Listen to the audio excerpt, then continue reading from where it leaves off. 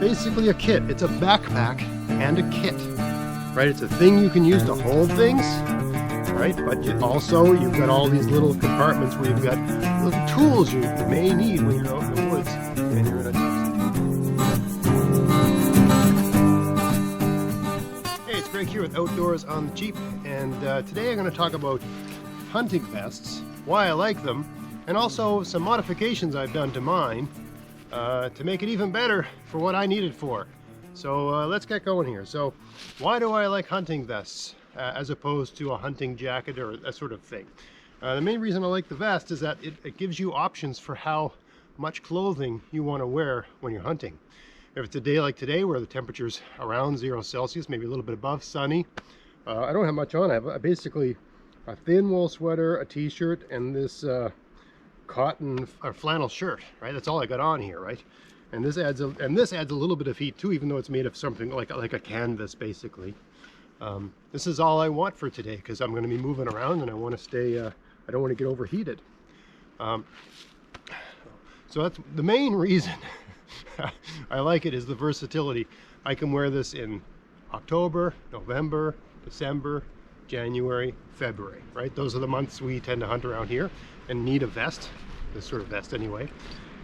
Doesn't matter how cold it is, I can just add another layer underneath, right? Whereas if you got a full jacket, some sort of quilted warm jacket, like a lot of guys wear when they're deer hunting, you can't make that cooler. I mean, all these things depend on your individual metabolism and so on. I've gone hunting with people, they wear these huge parkas and they never get hot. For a guy like me, I would be soaked through with that thing. I get warm when I'm moving around, I get hot. So I like having lots of layers. I like being able to peel back. I like having buttoned up shirts so I can open them up. I like those sort of options.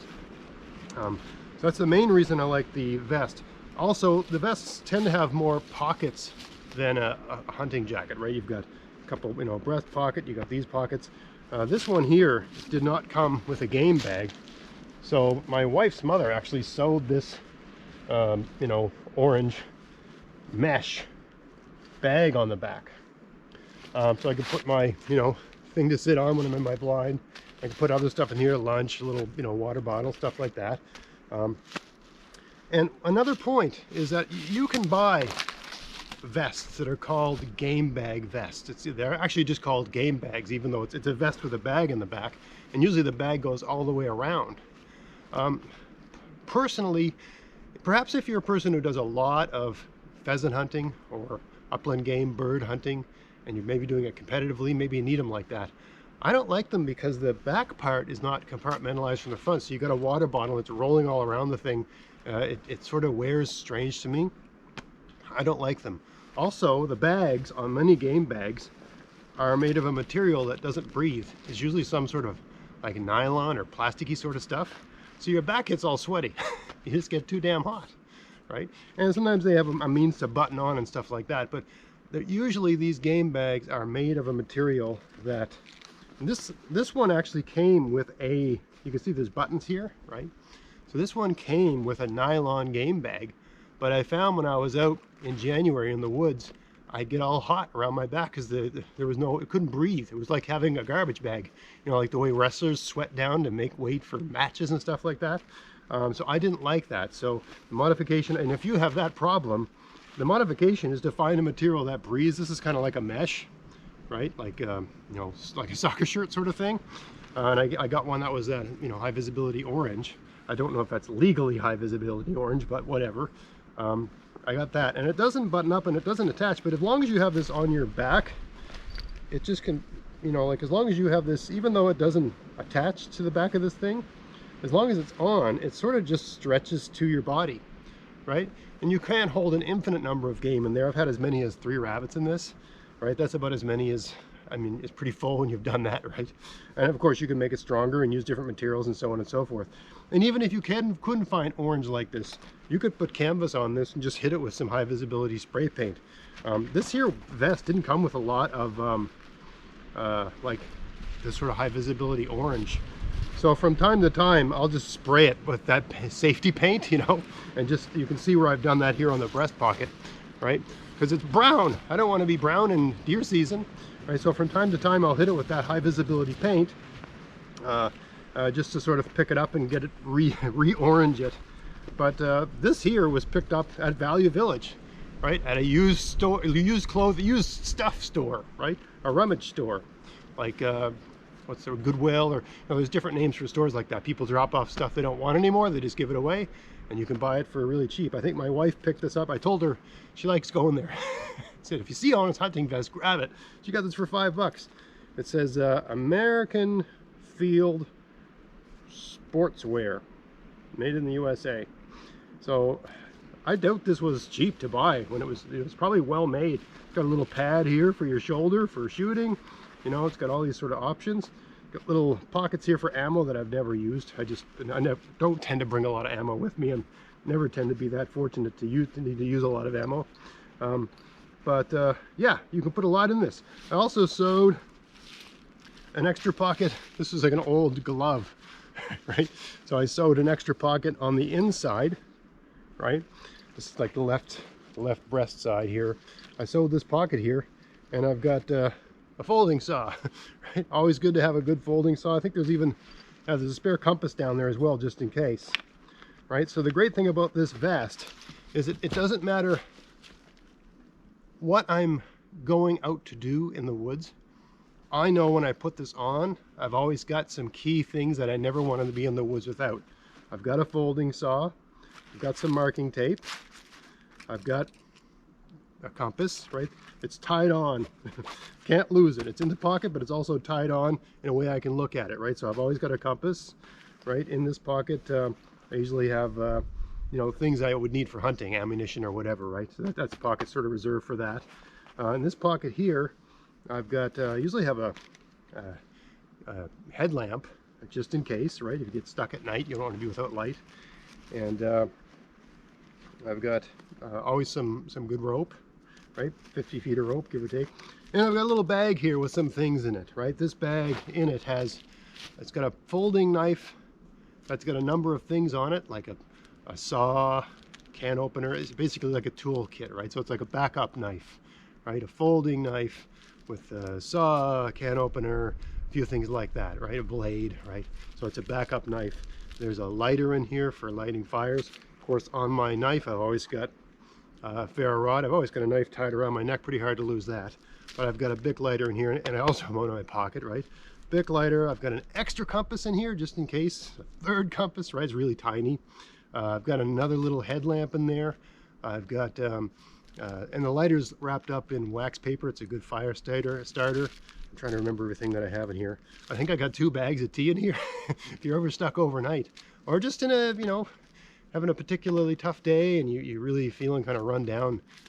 You know, a nice, you know, a thing of hot tea really warm me up. Right in the back of the vest here, I always have a water bottle. Even if I'm not going out for long, this has no water in it today, but it's there. Right? Where I live, there's always a creek somewhere you can fill. There's a creek about 5 minutes that way. There's always a place to find water. It's never a problem. So I always have it there, you know, just in case you need it. All right, I got a few other things in here. Spare pair of gloves, you know, a couple neck thingies, head thingies, a little bit of TP, you know, just in case. Sure, you can use bushes and such, but why would you if you didn't have to, right? So a few comforts like that, right? But yeah, the vest. And there's, you know, I always lament the fact that there isn't a breast pocket here, so I may add one here, right? And basically, you can trick these things out as much as you want, right? And especially if you buy them used like this, you're not really worried about ruining them. If I was really, you know, really industrious, I'd find some way to cleverly, you know, make the inside a little more camo. It kind of is. It's sort of a drab, woodsy sort of color as is, right? I could turn it around if I wanted to be in a blind or whatever. But you know, usually, you know, that's something I'm usually sitting in a ground blind anyway, so you're pretty well camouflaged anyway. But yeah, the hunting vest. It's the ideal thing to have out with you because you've got all this equipment. You don't want to be without certain things. So there's certain things you bring with you in your kit that may save your life. Oh, there's one more thing in here. I forgot about this. This is, see, it's in there. So this is a, I've got a pocket knife in here as a backup knife, but I also have like a fixed blade knife. And this isn't like the ideal survival fixed blade knife. It's not as nice as this one with a full tang and, you know, pretty solid blade. And Some people might think this is big and beefy enough. That's a whole nother topic. But this one here fits. It fits in the pocket, right? It's just long enough to fit in that pocket nicely. Okay. And what I did was, I mean, it comes with its own sheath, but the sheath makes it too long. So I just made this sort of, it's just some cardboard wrapped with electrical tape, right? You can stick the blade in there and just put this little bit of, tube over it and hold it on with an elastic band, right? But this is enough knife to do a lot of things, right? And it's better than a pocket knife in many ways because it's got this nice beefy grip. And it's good. This is a carving knife. I think it's called a sloyd knife or something like that. It's basically for carving wood. But you could use it to dress game and stuff like that. It's, I've done it, so it will work. It's not the ideal knife for like dealing with a deer. It's perfectly fine for smaller things, right? Perfectly fine for fish. Very lightweight. But this is not the knife to take and bang with batons and stuff like that. But you don't need to because you got your folding saw, right? And that's all you need to do is just slide that over like that. Just sort of a poor man's knife sheath.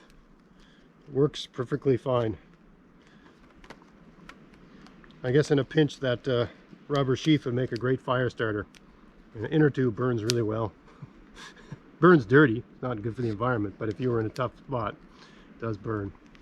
So anyway, the hunting vest. Versatile, relatively inexpensive. You can buy them really low end and just sew material onto them to bring them way up in terms of their functionality and their usefulness. And it's basically a kit. It's a backpack and a kit, right? It's a thing you can use to hold things, right? But also you've got all these little compartments where you've got little tools you may need when you're out in the woods and you're in a tough situation, or you're just having a, let's say you're having a bad day. Let's say you get a little bit lost but you find out where you are and you realize you're way off course and you're going to have to be walking a long time. With your kit here, you can make a fire, make yourself a cup of tea, cheer yourself up, bring your morale back up. Maybe you've got people with you or a kid, right? And you need to sort of cheer people up. Maybe keep a little hot chocolate in there, something like that, right? Just have those little extra things when things go off the rails. You've always got it with you and everything's fine. And you know that you've got the confidence to deal with whatever happens. And you don't have to re-gear and de-gear and re-gear for this jacket, for this thing, for that thing, right? Whether you're hunting, grouse or deer or rabbits or whatever, you've got all your gear right there in the bag, ready to go. Regardless of how warm or cold it is or rainy or whatever, you just put this thing on and you're good, right? So, hope you found that interesting. If you did, please like, share, subscribe. And until next time, enjoy the outdoors on the cheap. Thanks for watching.